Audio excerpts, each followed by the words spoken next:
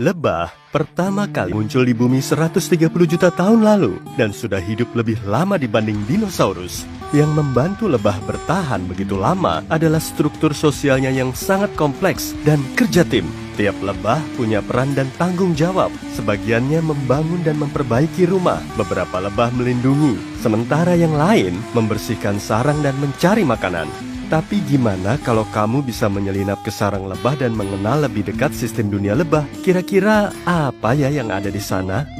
Entah kenapa mudah bagimu untuk melewati para penjaga. Tapi kalau kamu adalah lebah dari koloni lain, mereka takkan membiarkanmu masuk begitu saja. Lebah penjaga terlihat agak seram. Mereka berdiri menggunakan 4 kaki belakang di gerbang sarang, sementara kaki depannya terangkat di udara. Lebah ini mengecek semua serangga yang mau masuk dengan antena dan kaki depannya.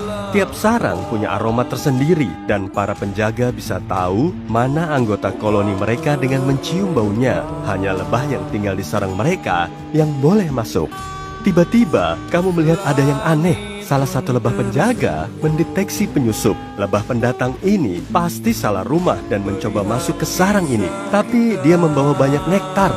Dan si penjaga membiarkannya masuk. Rupanya mereka tidak keberatan menerima hadiah makanan gratis meski dari tamu tak diundang. Kamu makin penasaran dan menetap di sana lebih lama. Sarang lebah hanya punya 1 gerbang. Kamu menyadari dinding di sekitarnya agak aneh. Begitu dilihat dari dekat, kamu sadar ada lapisan tipis suatu zat di sana. Ini propolis, resin tanaman solid yang diproduksi oleh lebah. Propolis membantu melawan infeksi dan menyembuhkan beragam masalah kesehatan. Saat berjalan lebih dalam, kamu melihat banyak sekali sarang madu. Sarang madu merupakan sel-sel heksagonal padat yang terbuat dari lilin lebah. Lebah memakainya untuk menyimpan makanan berupa serbuk sari dan madu. Lebah juga menaruh telur, larva, dan pupa di sana. Sarang madu menempel di dinding sarang. Semua membentang dari atas ke bawah dan bahkan melekat ke bagian samping.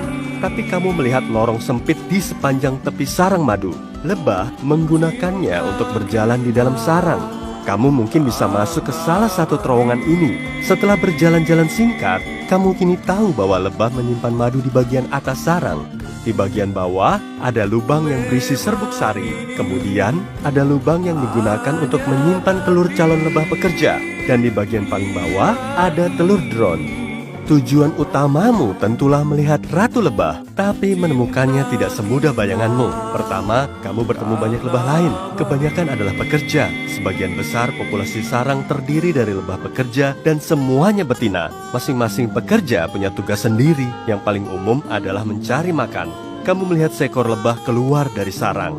Jadi, kamu mengikutinya. Tunda dulu mencari ratunya. Kamu ingin melihat cara lebah mengumpulkan makanan untuk koloninya. Lebah itu berdengung di depanmu. Setelah hinggap di beberapa bunga, dia tiba-tiba mulai bergoyang sambil melayang di satu tempat. Itu tarian lebah yang terkenal. Begitulah cara lebah berkomunikasi. Setelah pencari makan menemukan persediaan nektar yang sempurna, dia mulai melakukan tarian tertentu. Tarian itu terdiri dari serangkaian garis lurus dan angka 8. Selama menari, lebah juga menggoyangkan sayapnya.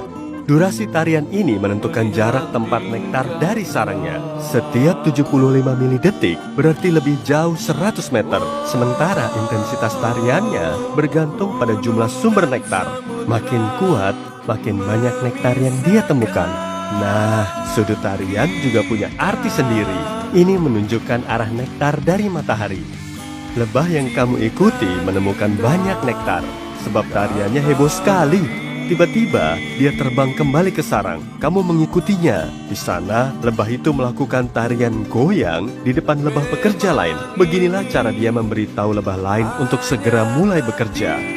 Kamu memutuskan untuk tinggal di sarang dan menonton apa yang akan terjadi. Tak lama mereka kembali. Mereka membawa pulang banyak nektar yang perlu diolah menjadi madu. Lebahmu melakukan tarian getar kali ini. Dia mengguncang kakinya sehingga tubuhnya gemetar. Tarian kecil ini membuat pekerja lain mulai memproses nektar. Kamu memutuskan untuk melanjutkan pencarianmu. Kamu kembali masuk ke sarang dan berjalan melewati lorong-lorong kecil. Kamu tiba di lubang tempat lebah pekerja memulai hidup mereka sebagai telur. Lebah butuh 21 hari untuk berkembang dari telur menjadi lebah pekerja dewasa. Tugas pertama lebah pekerja baru ini adalah membersihkan lubang tempat dia tumbuh. Lubang ini kemudian menjadi tempat berkembang telur baru, dan si lebah merawat telur ini. Kemudian ia memberi larva ini makanan dan menjaganya tetap hangat.